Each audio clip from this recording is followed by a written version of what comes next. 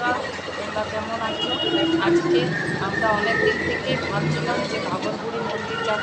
তো আজকে আমরা ঠিক করলাম যে ঘাঘরবুড়ি মন্দির। তো আজকে আমার মেয়ে এসেছে, তাই আমি আজকে মেয়ে নাতনিকে নিয়ে ঘাঘরবুড়ি মন্দির যাচ্ছি।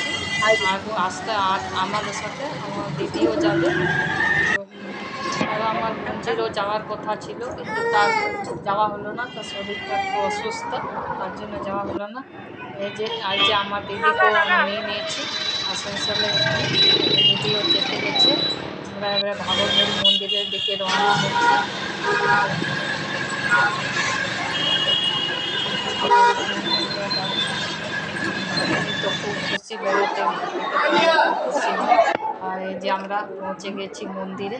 এখানে খুব লাইন আছে, আমরা এখানে পুজো পুজো সব নিয়ে নিলাম। আর এখানে লাইন আছে, তার জন্য একটু লাইনে দাঁড়া দাঁড়িয়ে আছে। আজকে শনিবার তো, তাই একটু ভিড় আছে। আমাদের মন্দিরে পুজো দেওয়া হয়ে গেছে। মন্দিরটা ভালো করে আমরা ঘুরে নিলাম। একটু লোকজন বেশি এসেছে শনিবার তো, তার জন্য।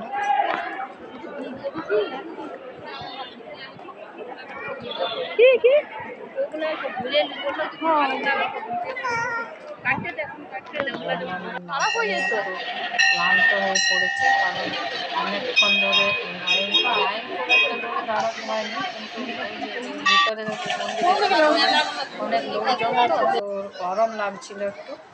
তাই আমার মেয়ে নাতনিকে নিয়ে একটু মানে বাইরে হাওয়াতে বার হলো। ওকে একটু আমরা সাথে দুধ জল নিয়ে গিয়েছিলাম, তোকে একটু দুধ খাইয়ে দিল। তারপরে এবারে আমাদের মন্দিরে পুজো দেওয়া হয়ে গেল। এবার আমরা একটু ওই যে মেলা দোকানদানি এসব একটু ঘুরে নিচ্ছি, যদি টুকটাক কিছু কেনাকাটা পাওয়া যায় আমার নাতনির জন্যে আর আমার দিদির ছেলের জন্য। সেরকম কিছু পেলাম না, তো বাচ্চাদের একটা ওই যে পাখা দুটা কিনে নিলাম।